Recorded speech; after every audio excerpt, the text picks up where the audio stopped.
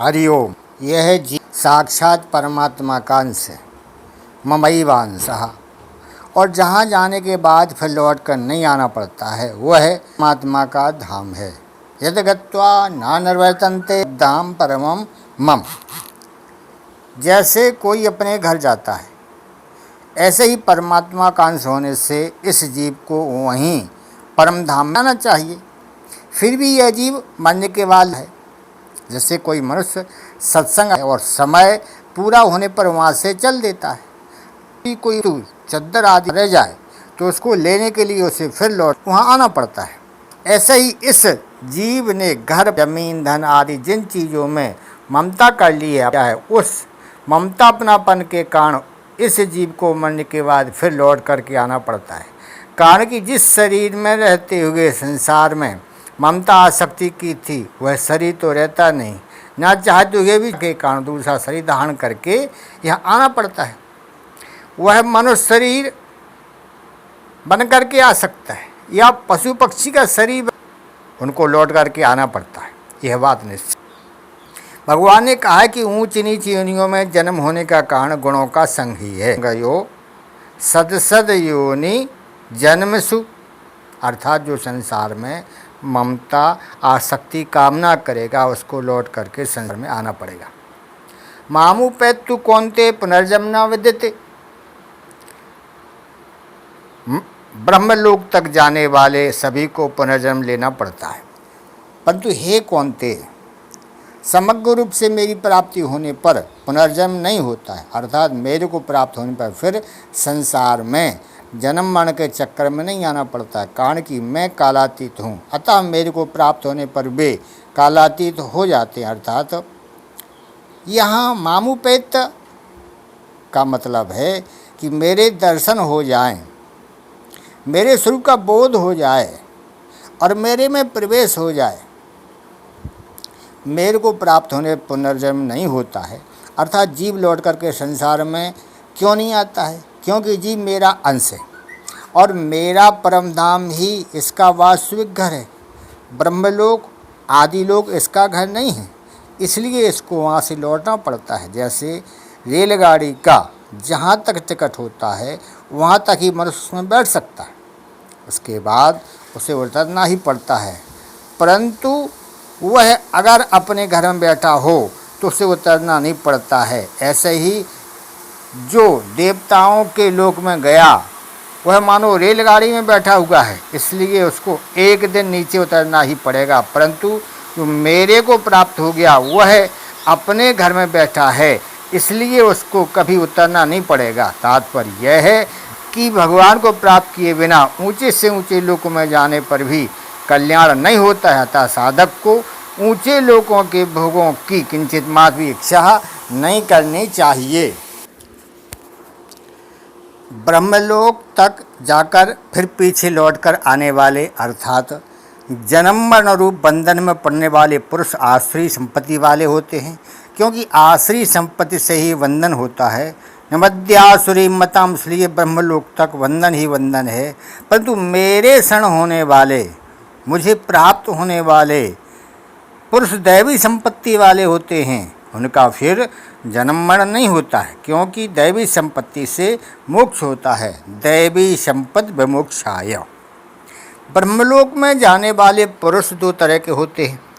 एक तो जो ब्रह्मलोक के सुख का उद्देश्य रखकर यहाँ बड़े बड़े पुण्य कर्म करते हैं तथा उसके फलरूप ब्रह्मलोक का सुख भोगने के लिए ब्रह्मलोक में जाते हैं, और दूसरे जो परमात्मा प्राप्ति के लिए ही तत्परता पूर्वक साधन में लगे हुए, परंतु प्राणों के रहते रहते परमात्मा प्राप्ति नहीं हुई और अंतकाल में भी किसी कारण विशेष से साधन से विचलित हो गए तो वे ब्रह्मलोक में जाते हैं और वहाँ रह करके महाप्रलय में ब्रह्मा जी के साथ ही मुक्त हो जाते हैं। इन साधकों का ब्रह्मलोक के सुख भोग का उद्देश्य नहीं होता है, किंतु अंतकाल में सुख साधन, अंतकाल में साधन से विमुख होने से तथा अंतःकरण में सुख भोग की किंचित मात्र इच्छा रहने से ही उनको ब्रह्मलोक में जाना पड़ता है।